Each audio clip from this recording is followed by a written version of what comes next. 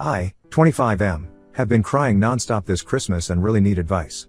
My boyfriend Noah, 24M, and I have been together for 6 months and things were perfect until I discovered some disturbing things about his relationship with his roommate. I met Noah at our local LGBT center where I volunteer on weekends. He had just started coming to the support group meetings, having recently come out to his family.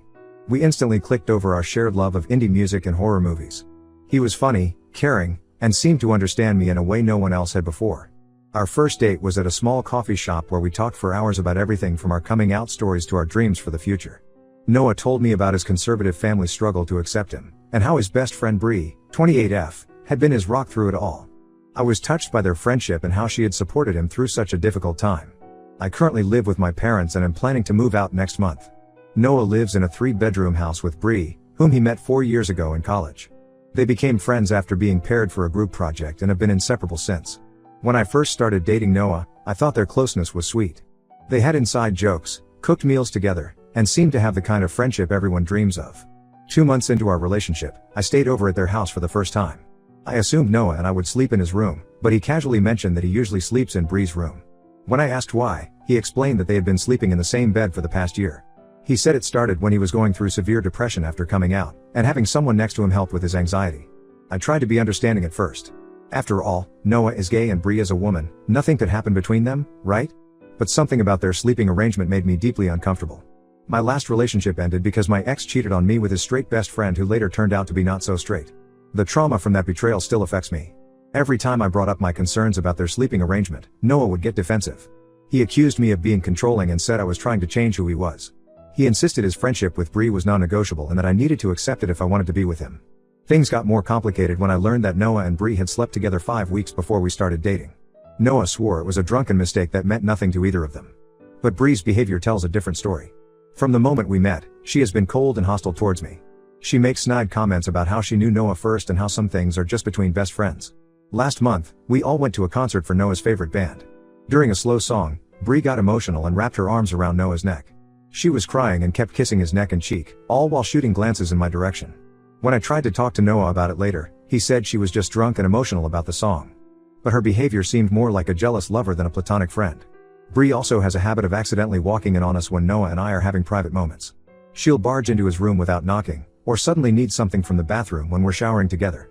Once, she even climbed into bed with us in the middle of the night, claiming she had a bad dream. The situation reached a breaking point this Christmas. After multiple fights, Noah and I had reached a compromise that he would limit sleeping with Bree to once a month. He promised to start sleeping in his own room more often, especially when I stayed over. I thought we were finally making progress. But today, Noah casually mentioned that he's been sleeping in Bree's bed for the past 2 nights. When I got upset, he turned it around on me and said I was being ridiculous. He asked why I couldn't trust him when he's given me no reason not to. But hasn't he? The constant boundary crossing, the defensive behavior, the way he prioritizes Bree's feelings over mine, it all feels wrong. What makes this harder is that Noah is my first serious relationship since coming out. Before him, I had almost given up on finding someone who would understand and accept me. We connect on so many levels, and when Bree isn't around, everything is perfect. He makes me feel loved and valued in a way I've never experienced before.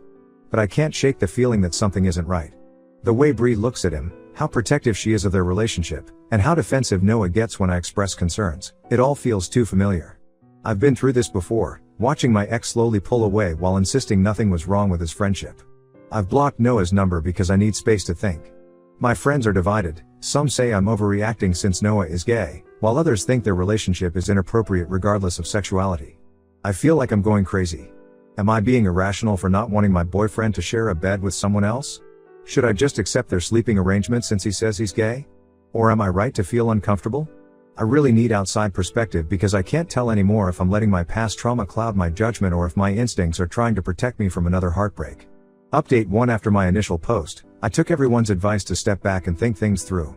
After blocking Noah on Christmas, I couldn't bear to be alone with my thoughts at home, so I went to stay with my best friend Matt. He's known me since high school and was there for me during my last breakup, so he understood what I was going through. Noah kept trying to reach me through different channels. He called my parents, messaged our mutual friends, and even showed up at the LGBT center during my volunteer hours. His messages ranged from worried to angry, 1 minute saying he was concerned about my mental state, the next accusing me of being immature by blocking him. After a week of no contact, I finally agreed to meet him at a cafe last weekend. I chose a public place because I didn't trust myself to maintain boundaries in private. When I arrived, Noah looked terrible. He said he hadn't been sleeping well, ironically, since he had Bree to cuddle with every night, and that he missed me desperately. He launched into what seemed like a rehearsed speech about how sorry he was for dismissing my feelings.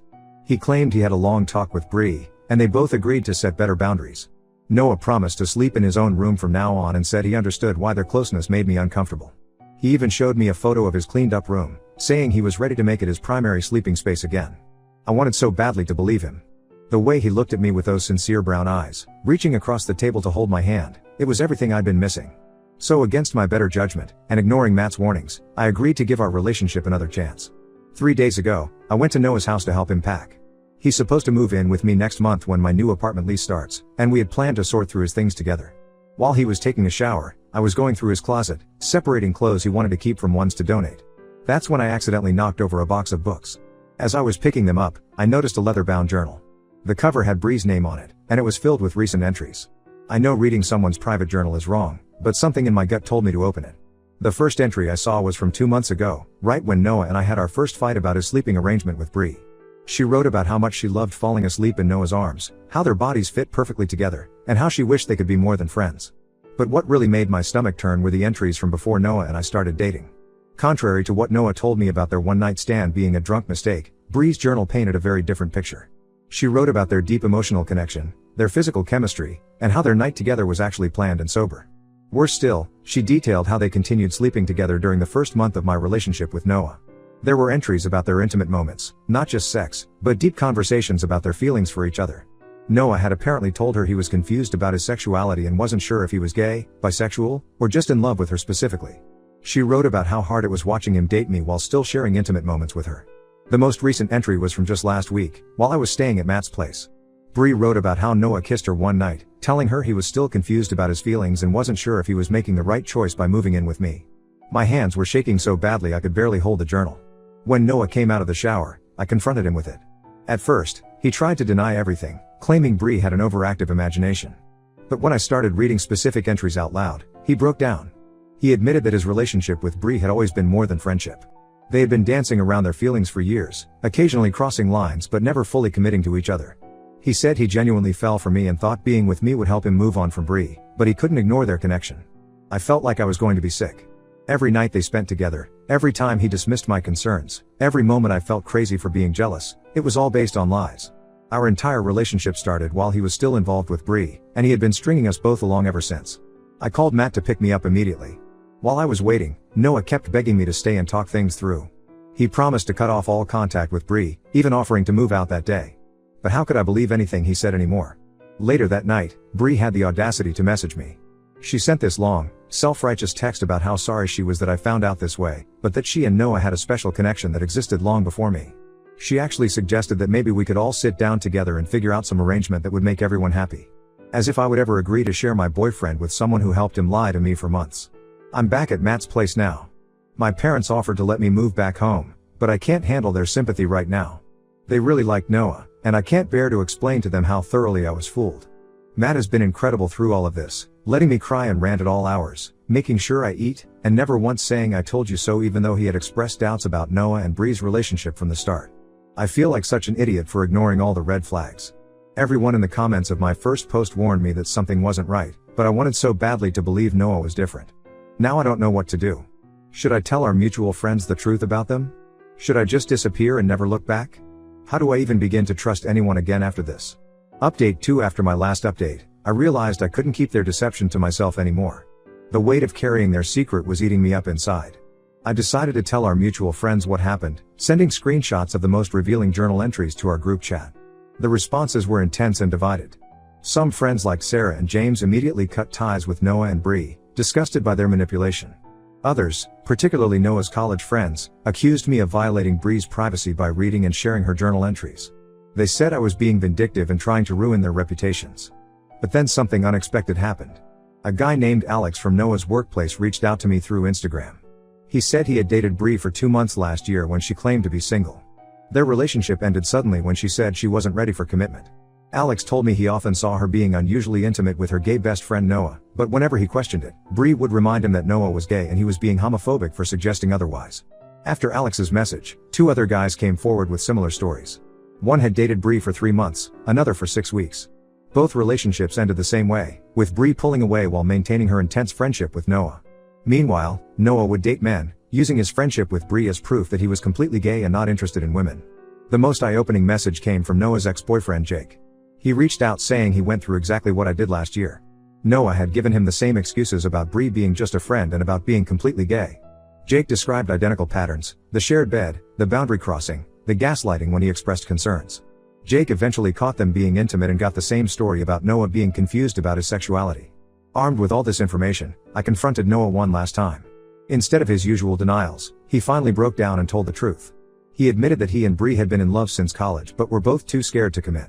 They used other relationships as covers while maintaining their emotional and physical connection. He claimed he truly cared for me and Jake, but could never fully commit because of his unresolved feelings for Bree. A week after my confrontation, Noah and Bree made their relationship official on social media.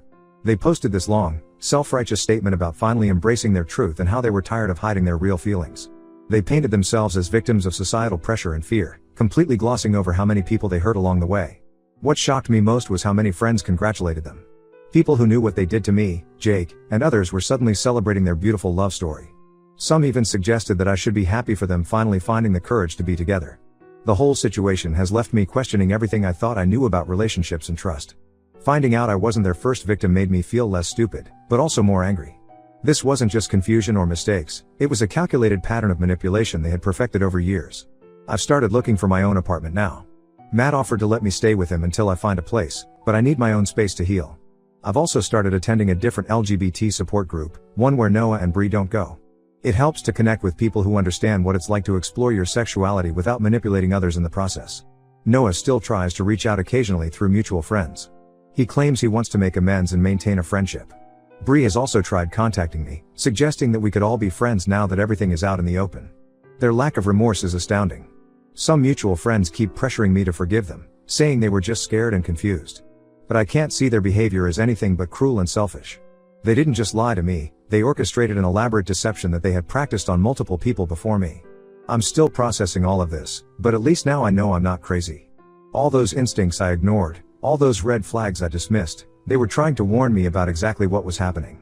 I just wish I had listened sooner. Update 3: last week, I had an unexpected encounter with Bree at my regular coffee shop. She spotted me and immediately walked over, looking distressed. She told me she and Noah were having serious problems. According to her, Noah was depressed, constantly talking about me, and regretting his decision to choose her. She suggested that maybe Noah and I could work things out since their relationship wasn't the fairy tale they expected. I simply picked up my coffee and walked away. Later that day, Noah started bombarding me with messages. He said choosing Bree was the biggest mistake of his life and that their relationship was toxic. He claimed he finally realized he was truly gay and that his feelings for Bree were just confusion stemming from their codependency. He begged for another chance, promising things would be different this time. Noah sent long paragraphs about how much he missed me, how he couldn't stop thinking about our plans together, and how empty his life felt without me. He even said he had started therapy to work through his sexuality and attachment issues. Part of me felt a twisted satisfaction seeing their perfect relationship crumble, but mostly I felt nothing. I replied with a single message telling him to never contact me again.